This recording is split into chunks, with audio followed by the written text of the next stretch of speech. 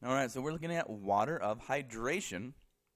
Now, it is discussed in a sample problem within the text, but again, the process of this hydration isn't super important to figuring out. Strong heating will drive off water as vapor and hydrated copper 2 sulfate. And what that means is this copper 2 sulfate, this ion compound, is completely surrounded by water. It separates the different ions. So use the data in the table below to answer the following. So we have the mass of the crucible. We have the mass of the crucible plus the hydrate sample. Now that's the copper 2 sulfate, not the hydrate. Then we have the mass of the whole shebang, the whole system, after the first heating. Then we have the mass of the system after the second heating. Now, one thing I want to point out here, that the vast majority of this system, its mass comes from the empty crucible. The mass of the crucible plus the hydrate sample is 4.5. Crucible is 4.00 grams. So that means the mass due to the hydrate sample, just the hydrate sample, is only 0.50 grams. Now, we are going to heat the system first time to try to evaporate all the water out of this sample. So we heat the water, we heat the sample to vaporize all of the water. And you can see that between this first sample, 0.5 grams of the sample is reduced down to 0.32 grams of the sample. So that means in this case, 0.18 grams of water have successfully been evaporated. So we lost 0.18 grams there. So that was H2O. Now, we heat it a second time. We let it cool down. Okay, we let it cool down to room temperature. And then we heat it again just to make sure there wasn't any hidden water in there that didn't successfully vaporize on the first heating. So we do it a second time. And the idea is we continue to give the sample these heatings until the overall masses are exactly the same. Essentially, that tells us that we have successfully gotten rid of all the water. And so since we see that there's no change here, we've lost a total of 0.18 grams of water from our original 0.5 grams of the sample. So on to A. Determine the mass percentage of water in the original sample. So out of the original sample, which was 50 grams, 0.50 grams, what percent of that was water? Well, we had 0.18 grams of water present in 0.50 grams of the sample. If we do this calculation, we will get 0.36. Multiply that by 100%.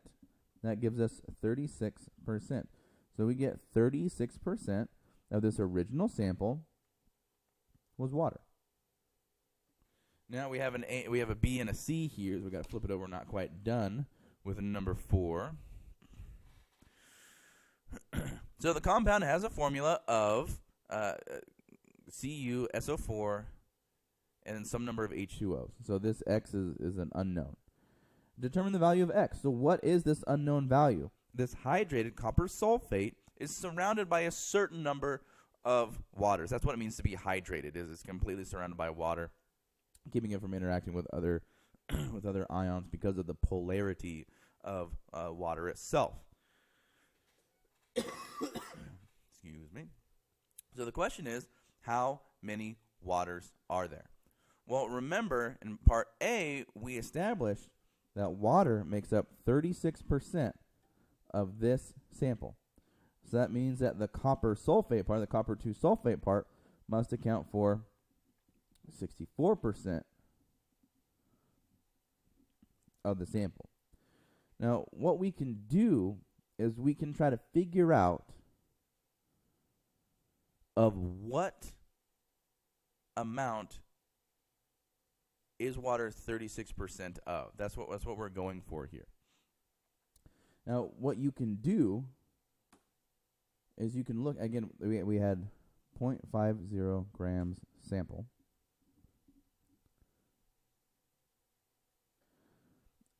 This makes up 36% of it.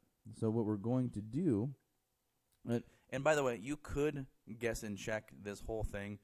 you could calculate the mass of copper sulfate plus 1 water and see if the water is 36% of that mass.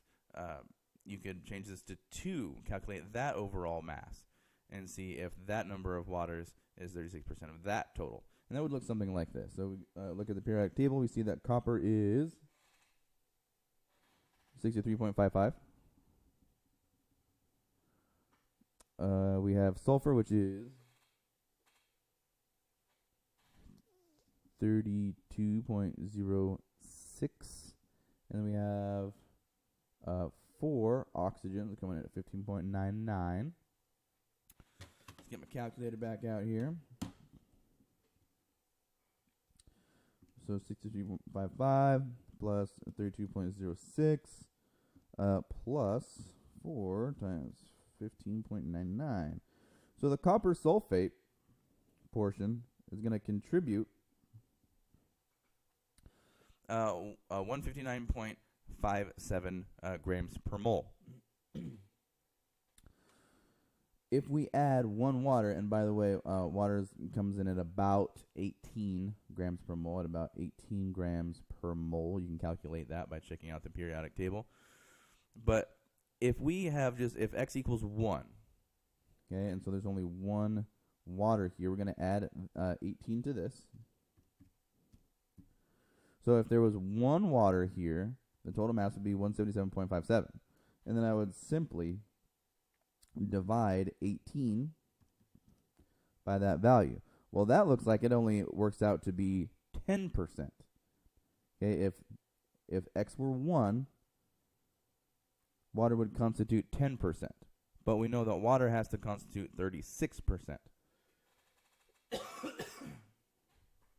So that can't be the case. We're going to need to increase this by quite a bit.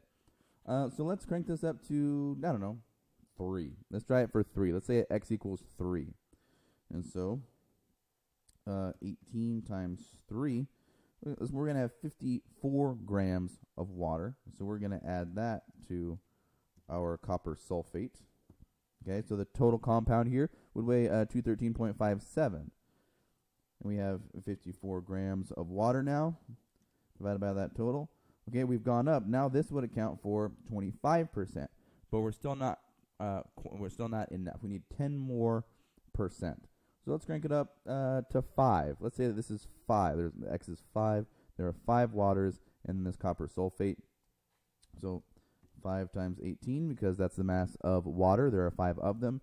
That would be 90 grams of water. We're going to add that to the mass of the copper sulfate. So the whole shebang, if x equals 5, will be 249.57. And we are going to take that 90 due to the water and divide it by the total. Well, guess what? That's going to work out to be 36%.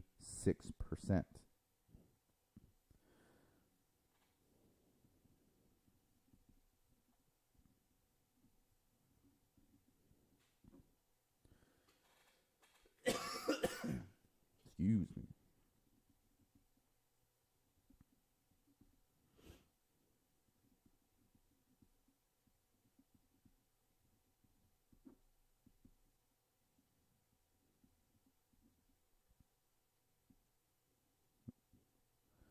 Let's turn that into a percentage, and we're going to get 36.1%. So, in order for water to be 36% of this total compound right here, this hydrated copper sulfate, we are going to need to have 90 grams of water so that the total is just under 250.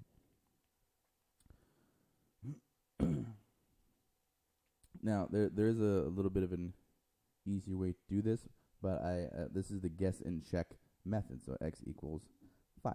Okay, s equals 5. Let's see here. Okay, C. What might be the purpose of the second heating? We go back to the table. Okay, down here at the bottom. Mass of the system after a second heating. What's the point of the second heating? We already heated it once. Why do we heat it a second time? What might be the purpose of the second heating? To ensure that all H2O has been vaporized, as to not interfere with the determination of the mass due to copper sulfate. Because if we don't successfully know what the mass due to copper sulfate is, which we did figure out, okay, it was the 0.32. If we didn't know that the 0.32 grams is definitely because of the hydrate sample, we would never know that the 0.18 grams is due to water, and that would stifle the first part of this whole process.